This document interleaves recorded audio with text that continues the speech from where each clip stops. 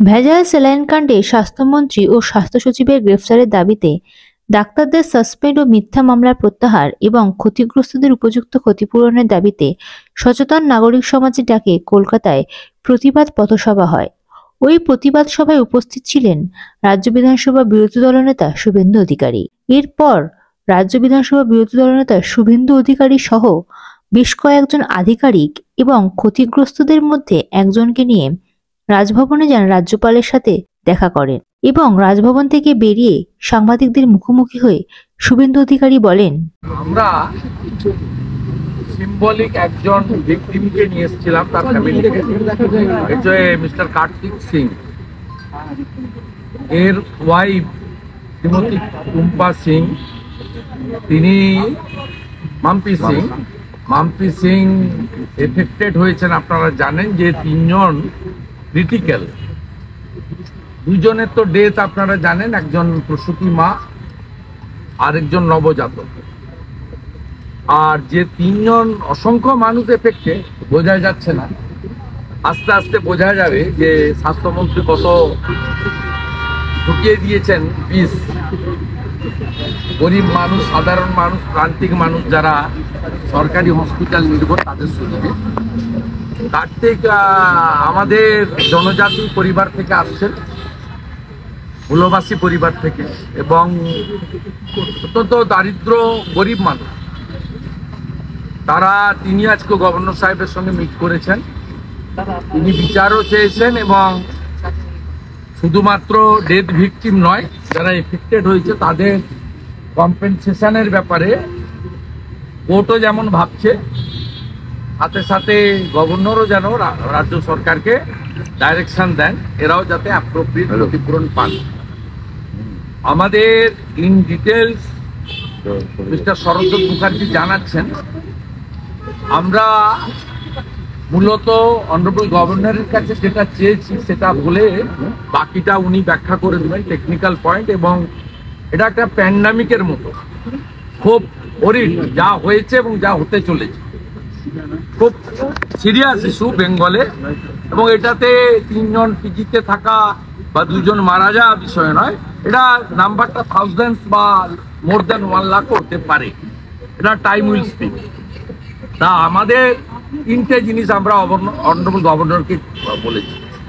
একটা বলেছি যে রিগার্ডিং দিস ইস্যু আপনি কনস্টিটিউশনাল হেড, সাংবিধানিক প্রধান, আপনার এই বিষয়ে বক্তব্য আসা উচিত যদি আপনি ফিট মনে করেন। আমরা তো ওনাকে অ্যাডভাইস করতে পারি, রিকোয়েস্ট করি।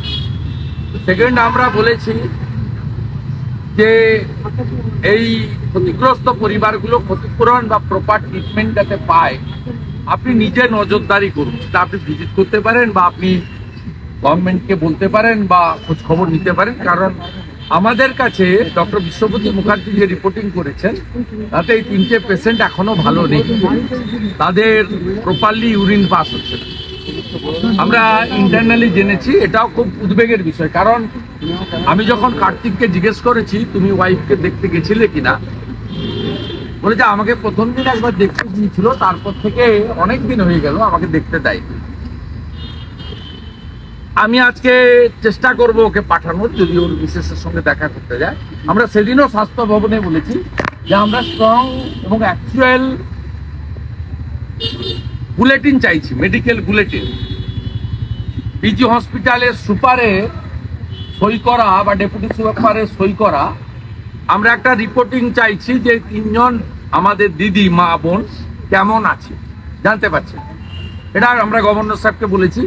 আর গভর্নর সাহেবকে আমি বলেছি যে আপনাকে তো ওরা 167-এ, যেটা আপনার কনস্টিটিউশনাল রাইট আছে, এই একমাত্র পশ্চিমবঙ্গ সরকার আপনাকে রিপোর্ট পাঠায়। এটা নিয়ে খুব বড় জিনিস হবে, এটা ভায়োলেশন অফ দি কনস্টিটিউশন, এবং এটা প্রয়োজন হলে সুপ্রিম কোর্টের হস্তক্ষেপও চাওয়া যেতে পারে। তার ব্যবস্থা হচ্ছে, এলওপি ইজ ওয়ার্কিং। এবং আমরা অনারেবল গভর্নর সাহেবকে বলেছি যে 167-এ আপনি রিপোর্ট চান। অনারেবল চিফ জাস্টিস চেয়েছেন পাবলিক ইন্টারেস্ট লিটিগেশন, সেটা তার প্রিরোগেটিভ, তার অধিকার, ওটা নিয়ে আমাদের কোনো বক্তব্য নেই। কিন্তু গভর্নরেরও অধিকার দিয়েছে সংবিধান 167 আন্ডারে তিনিও রিপোর্টিং চাইতে পারেন যে আরএল কোম্পানির সঙ্গে কি চিটাগুড়ের ব্যবসা মমতা ব্যানার্জির হয়েছিল, যে কোম্পানিকে মধ্যপ্রদেশের ইন্দোরে এফআইআর করা হয়েছিল মুকুল ঘোষের নামে, আপনার কাছে ঢুকে পড়লো কি করে?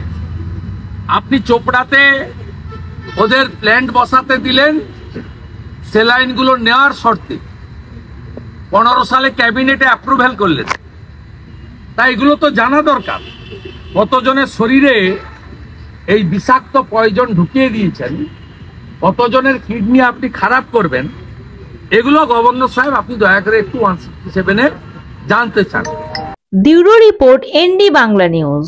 সবার আগে সব খবর, সঠিক খবর পেতে ফেসবুক পেজটি ফলো করে এবং ইউটিউব চ্যানেলটি সাবস্ক্রাইব করে রাখুন আর শেয়ার করতে ভুলবেন না।